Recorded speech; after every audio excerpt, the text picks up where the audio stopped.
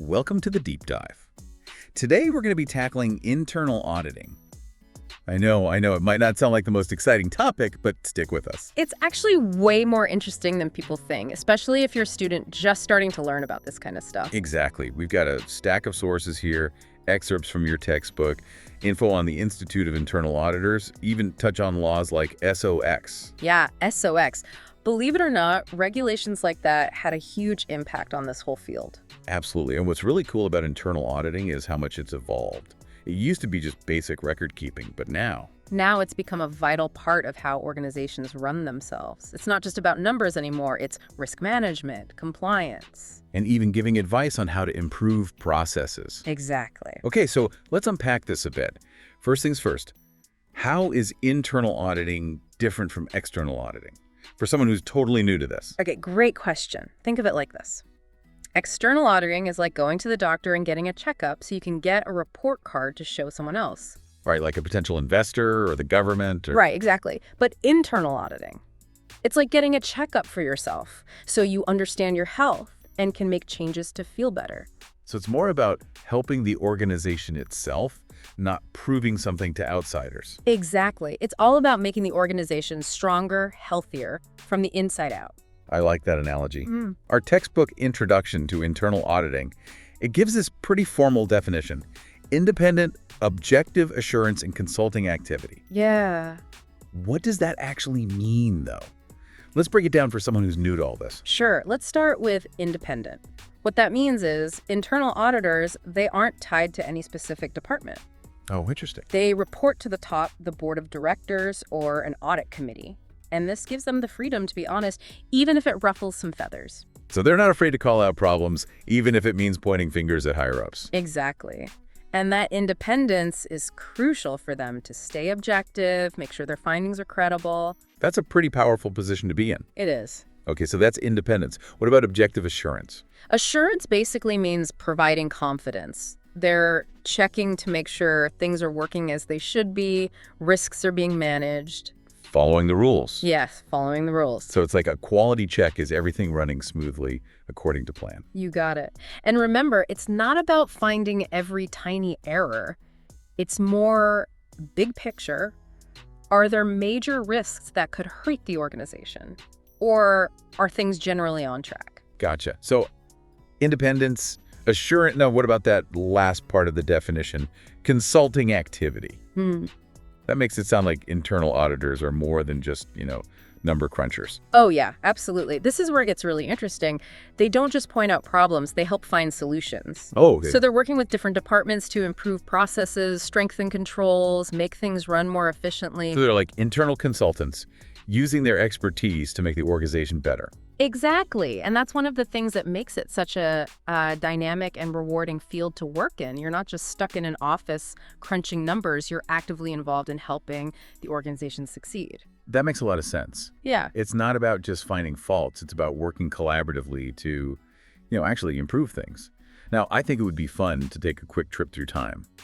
How has internal auditing evolved over the centuries? Where did this all begin? Believe it or not, you can actually find evidence of internal auditing practices all the way back to ancient civilizations. Oh, wow. Where? Yeah, like the ancient Egyptians. They had systems to keep track of their grain storage and prevent, theft and things like that. So the whole idea of checking records and verifying things, that's been around for centuries. It has. And as societies and economies got more and more complex, so did the need for these internal controls and having this independent oversight. Makes sense. Things had to get more structured and organized. But when did internal auditing really become like a recognized profession? The early 20th century was a turning point. Businesses were growing larger, more complex. Companies realized they needed dedicated professionals. To make sure things were running smoothly. Right, to make sure operations were efficient and their financial reporting was accurate. It was driven by the changing needs of businesses. Exactly. And that's actually when the Institute of Internal Auditors, the IIA, was formed. Okay. Back in 1941. Wow. And they set standards for the profession, developed training programs, created the framework for modern internal auditing, really. So the IIA, they're kind of like the governing body for internal auditors across the globe. That's a good way to put it. They play a crucial role in making sure there's consistency and quality in the profession, no matter where you are in the world. That's really helpful context. Now, I think one of the things that really put internal auditing on the map, so to speak, was the Sarbanes-Oxley Act of 2002. Oh, yeah, absolutely. SOX. SOX, right. SOX was a game changer. It was passed in the U.S. after those huge corporate scandals, Enron, WorldCom, Right. really shook public trust in financial reporting. Big time. So it was a response to some pretty serious issues. It was, and it had a huge impact on internal auditing. One of the key things SOX did was require companies to have really strong internal controls over financial reporting. So it basically said, hey, companies, you need to get your act together when it comes to this stuff, and you better have strong controls in place to prevent fraud errors. Yeah, that's a great way to put it. And guess who plays a key role in evaluating and testing those controls? Internal auditors. Internal auditors. It's like SOX kind of elevated their role and made them essential players in corporate governance, right? Exactly. And even though SOX was a U.S. law, its impact, it's been felt globally. Really? Yeah, it really raised awareness about how important internal controls are and, good corporate governance practices around the world. So it's had a ripple effect far beyond U.S. borders.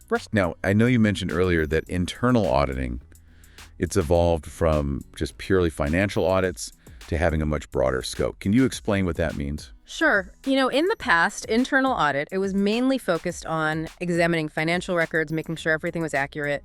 But over time, the scope, it's expanded. Okay. Now it includes things like operational audits, compliance audits, IT audits, even performance audits. Well, it's not just about numbers anymore. It's about looking at all aspects of the organization, how they're functioning. You got it.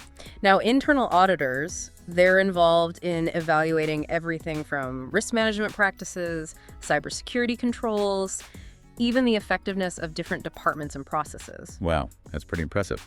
Sounds like it's a constantly evolving field, which must make it pretty exciting to work in. It does. But let's be real for a second. What does it actually take to be an internal auditor?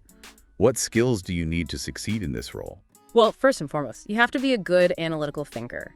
You're going to be dealing with a lot of data, so you need to be able to spot patterns, connect the dots. Draw meaningful conclusions. Exactly. It's not just about crunching numbers. It's about understanding what those numbers mean and how they fit into the bigger picture. Okay, that makes sense. And you also need to be a good communicator.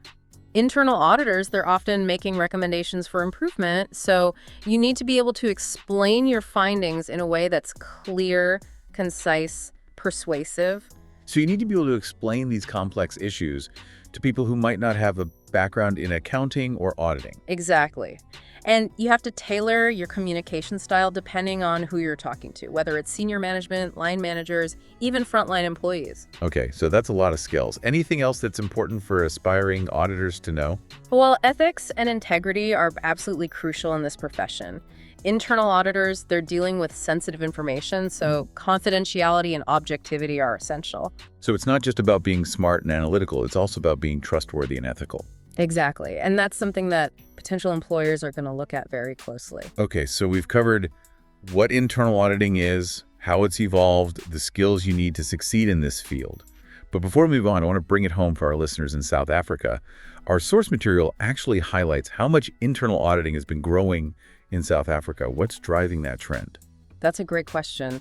South Africa has had its share of corporate scandals and governance challenges, and that's really raised awareness about how important strong internal controls are and having that independent oversight. So it's kind of like what happened in the U.S. with SOX. These scandals served as a wake-up call to get their house in order. Exactly. And South Africa, they've actually taken some big steps to strengthen their corporate governance practices. Okay. They've got regulations like the Public Finance Management Act, the Municipal Finance Management Act.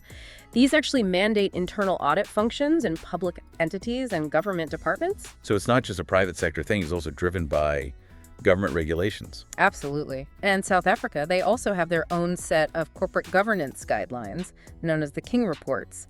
And these reports, they have a whole section dedicated to internal auditing. So they're really taking this seriously. What about the role of the IIA in South Africa? The IIA has a really active presence there through their local chapter, the IIA-SA. They provide training, certification, networking opportunities for internal audit professionals all across the country. So there's a strong community of internal auditors in South Africa. There is. That's great to hear.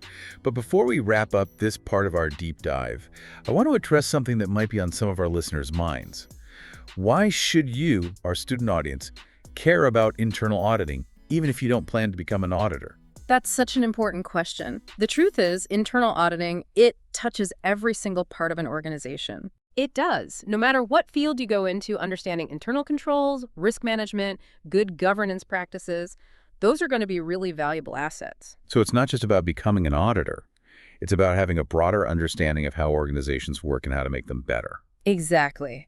And even if you're not directly involved in auditing, just having a basic understanding of these concepts, it can help you be a more informed and effective employee, no matter what role you end up in. It's like a secret weapon for success in any career. Oh. I like that.